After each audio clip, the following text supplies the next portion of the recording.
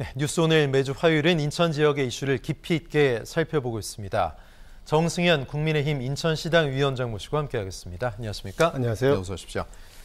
자, 인천 포커스 좀 이른 감이 있지만 이제 내년 얘기를 좀 해보겠습니다. 2024년 큰 정치 이슈가 있죠. 바로 국회의원 총선거입니다. 벌써부터 인천 총선구도 전국의 바로미터라고도 하는데 민심이 좀 들썩거리고 있다 이런 얘기도 있는데요.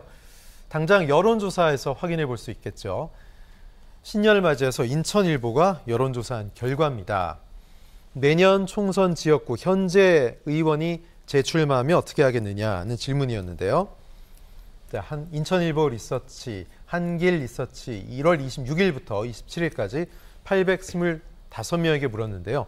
그때 가봐야 알겠다가 가장 많았습니다. 39.5, 그리고 지지하지 않음 34.1, 계속 지지 23.7, 뭉답 잘 모르겠다가 2.7이었습니다. 자, 내년 총선에서 현 국회의원 재출마 시 지지하지 않겠다. 연수구가 가장 높네요. 40%. 계양구가 37.3. 좀 지역구 여론이 안 좋은 그런 이제 지역구 순위인데요. 동, 미추홀, 중구, 강화, 옹진이 37.6. 남동, 부평, 서구 순위인데요. 자, 이제 내년 총선을 앞두고 인천 민심이 좀 들썩거리고 있다. 결과적으로는 일단 확정적으로 10명 중에서 2~3명 정도만 계속 지지를 이어가겠다라는 건데 뭐 이 정도 되면은 현직 의원들, 인천 지역 의원들이 좀 상당히 뜨끔하지 않았을까. 여론조사를 봤다면 이런 생각이 드는데요. 자, 민의가 왜 이렇게 좀 성이 났다고 보십니까? 어떻게 봐야 될까요? 그러니까요. 조금 전에 화면에 있었습니다만 내년 총선에서 현역 의원들을 지지하겠다는 여론이 지지하지 않겠다라는 여론보다 10% 이상 적었는데요. 우리 인천 시민들의 현역 의원들에 대한 불신과 불만을 그대로 나타내고 있다고 생각됩니다. 두 가지 정도로 해석이 가능하겠는데요. 우선 현역 국회의원들이 중앙 무대에서 주로 정쟁에 몰두했다, 싸움만 했다 이렇게 많이 시민들이 보고 있는 것 같고요. 또 하나는 지역에서 수많은 공약들을 했는데 그런 공약들이 제대로 지켜지지 않고 지역 발전을 위한 역할을 제대로 하지 못했다. 아마 이러한 여론들이 반영된 결과가 아닌가 생각이 됩니다. 특히 연수구와 계양구에서 높게 나왔는데요. 이곳 모두 민주당 출신 의원들이고 이곳의 현역 민주당 의원들이 특히 좀 정파 싸움에 몰두했고 지역 발전에 소홀히 한 게 아니냐 이런 여론이 많이 반영된 게 아닌가 생각이 됩니다. 네, 그렇군요. 자, 이 여론조사 결과대로라면 내년 총선에서 좀 대규모 물갈이가 있지 않을까 그런 일단 생각도 드는데 우선 뭐 현직 의원에 대해서 뭐 비토가 가장 많았던 곳부터 좀 보죠. 바로 연수입니다. 20대 총선부터 이제 갑과 을 나뉘었었는데 연수 을은 현직이 민주당 정일영 의원입니다.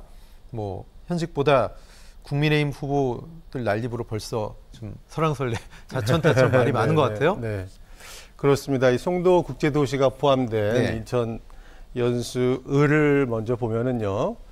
언론에서는 한 5명 후보들을 특히 국민의힘 후보들로 많이 예측을 하더라고요. 그런데 본인들이 실제로 출마 의사를 표시하지는 않은 분들이 대부분이기 때문에 이런 것들이 과연 출마로 연결될지는 좀 지켜봐야 될 거라는 생각이 들고요.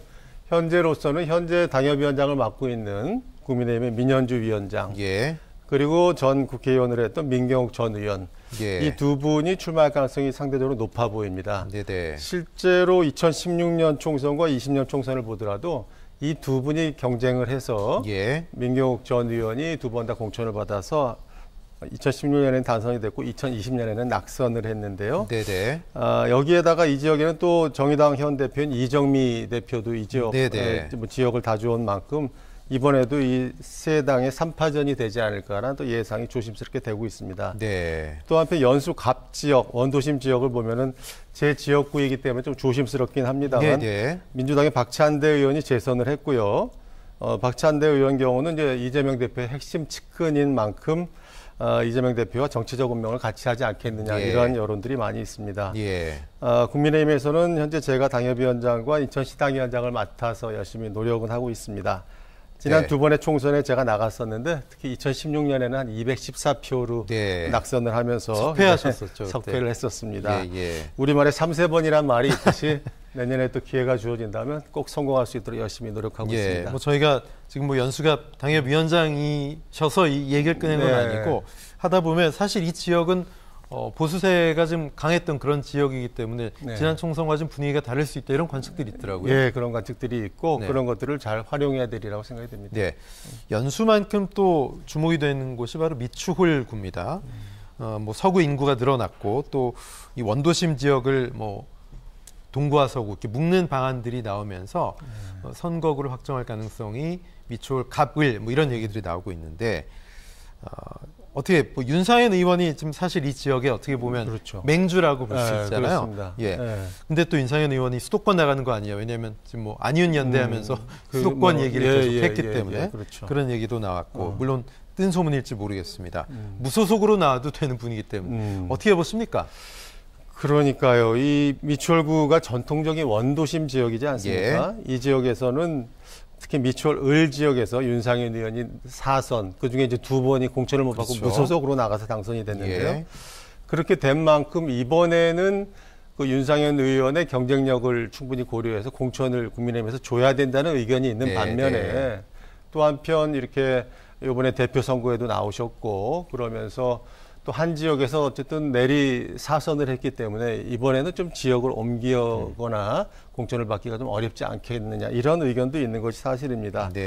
아직까지는 뭐 서울 용산이라는 지역이 나오는 거는 아직까지 좀 뜬소문에 가깝다라고 저는 보고 있고요. 용산은 지금 통일부 장관 지역구잖아요. 권영세 장관의 지역구죠. 그래서 권영세 장관도 이제 장관직에서 지역으로 복귀해서 내년 총선을 준비한다는 얘기도 있기 때문에 이런 것들이 어떻게 될지 좀 지켜봐야 될 것 같습니다.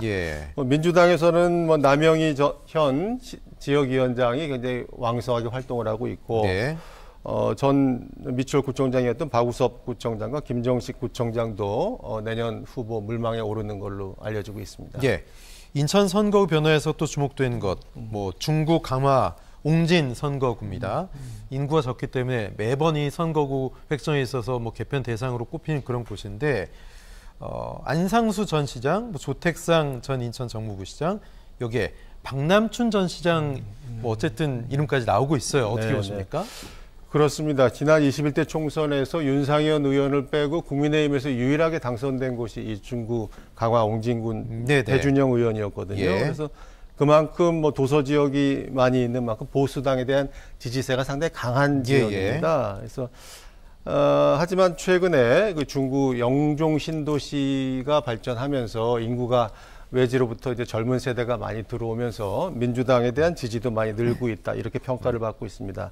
따라서 이 지역이 앞으로 뭐 강화를 떼서 인구가 많이 늘었던 서구의 신설 지역과 뭐 이렇게 붙인다라는 얘기도 있고 선거구 획정이 어떻게 되느냐에 따라서 내년도 이 지역의 선거 판세가 크게 요동치지 않을까 생각이 됩니다. 국민의힘에서는 배준영 의원이 그래도 무난하게 활동을 잘해왔기 때문에 재선에 도전할 가능성이 높다라고 생각이 되고요. 또 강화 쪽의 지지세가 강한 안상수 전 시장이 이 지역에 또 관심이 있다는 얘기가 들리고 있고 또 민주당에서는 현 지역위원장인 조택상 전 정무부시장 거기에 박남춘 전 시장도 귀국하게 되면 이 지역을 관심 지역으로 갖게 되지 않을까 이런 예측도 나오고 있습니다. 인천의 현직 의원들 뭐 나름 고민이 깊겠습니다만 특히 뭐 3선 이상하는 분들 더 그럴 것 같은데요. 부평을 홍영표 전 원내대표 민주당 의원이 지금 벌써 4선인데 과연 5선 도전을 하겠느냐. 왜냐하면 지난해 3월 대통령 선거 당시에 민주당이 혁신안으로 동일 선거구 지역구죠. 3선 연임 초과 제한 이런 얘기를 했었기 때문에 그 변수에 따라서 벌써 또 많은 후보들이 자천타천 거론이 되고 있습니다. 어떻게 보세요? 그렇습니다. 동일 지역에 3선 연임 초과 제한을 하는 거는 지난 대선에서 민주당뿐만이 아니라 국민의힘에서도 그런 것들은 정치 혁신안으로 제안을 했었는데요. 이 룰이 실제로 도입된다면 인천에서도 많은 정치적인 지형 변화가 있을 것 같습니다. 특히 그 대상 지역이 홍영표 의원이 4선을 한 부평 을 지역이 되겠는데요.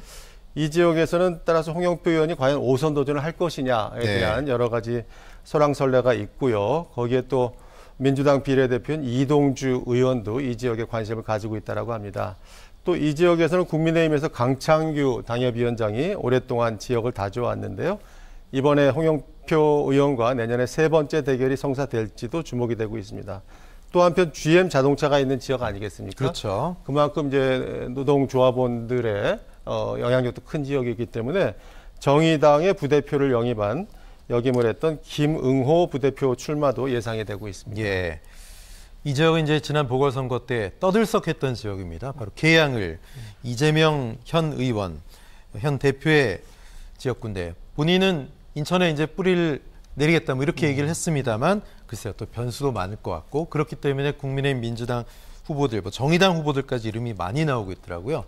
그렇습니다. 이재명 대표가 작년에 이 보궐선거에 계양을에 출마하면서 아주 전국적인 주목을 받게 됐는데요. 이 성남에서 연고가 없는 계양으로 나오면서 또 여러 혐의 사실에 대한 방탄용 아니냐는 비판이 있는 가운데 결국 이재명 후보가 당선이 됐죠.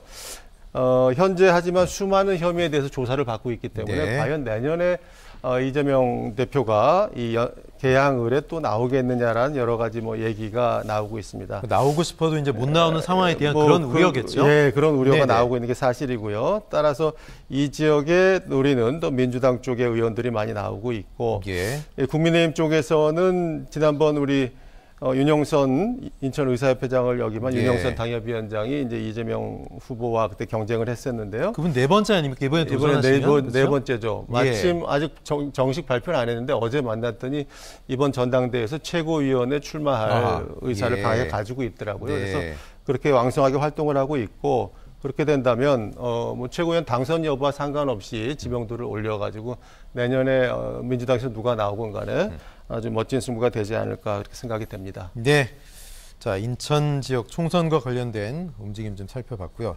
이번엔 부천으로 시선을 옮겨보겠습니다. 부천시 소각장의 광역화가 무산될 가능성이 커졌다는 관측이 다분한데요. 자, 좀 우려스럽습니다. 어떻게 진행되고 있는 겁니까? 그렇습니다. 잘 아시다시피 2026년에 수도권 쓰레기 매립지에서 생활 폐기물을 직매립하는 게 금지되지 않습니까?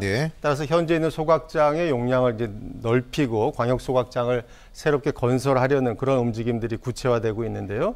인천시는 지금 인천의 10개 군구를 4개 권역으로 나눠서 광역 소각장 건설을 추진하고 있습니다. 이 중에서 부평구 계양구는 인접한 부천시와 사업비를 분담하는 조건으로 2025년 기준에 필요한 소각 용량이 하루에 약 300톤인데요. 이 광역 소각장을 만들겠다 이런 구상을 추진해 왔는데 그 과정에서 사실상 소각장의 입 후보지가 부천으로 거의 이렇게 결정이 되면서 부천 시민들이 상당히 반발해 온 것이 사실입니다. 그런 것들이 최근 더욱더 첨예화되면서 이 부천 내에서도 이 계양과 부평과 함께 짓는 광역 소각장 건설에 대한 부정적 기류가 상당히 강해지고 있다고 합니다. 이미 부천시 내부적으로는 최근에 계양과 부평과 같이 하는 것이 아니라 단독으로 소각장을 짓는 그런 방안까지 검토하고 있다고 하는데요. 이런 상황을 예의주시하면서 인천시도 대책을 강구하고 있는 것으로 알려지고 있습니다. 뭐 부천이 뭐 이르면 오는 3월쯤에 이제 공식 발표를 하겠다 이렇게 앞두고 있는데 지켜봐야 되겠습니다. 어쨌든 이 부천시 소각장의 광역화가 무산이 된다면 그 소각장을 쓰려고 했던 부평 그리고 계양 쪽은 발등에 불이 떨어진 거나 다름없는데 어떻게 보십니까? 그렇습니다. 지금 인천시는 부천시 측의 최종적인 입장이 어떤 것이냐라는 지금 요구를 하고 있고요.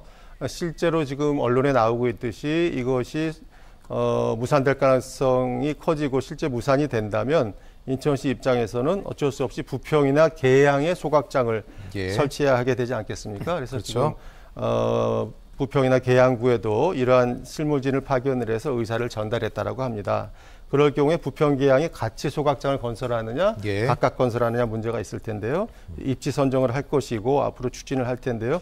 무엇보다도 부천으로 이렇게 구체적으로 얘기가 넘어가기 전에는 소각장 후보지가 계양 지역으로 많이 구체화됐었거든요.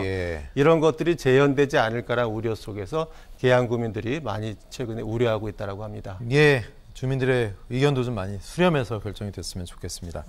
자, 경인포커스 여기까지 듣겠습니다. 정승현 국민의힘 인천시당 위원장 고맙습니다. 감사합니다.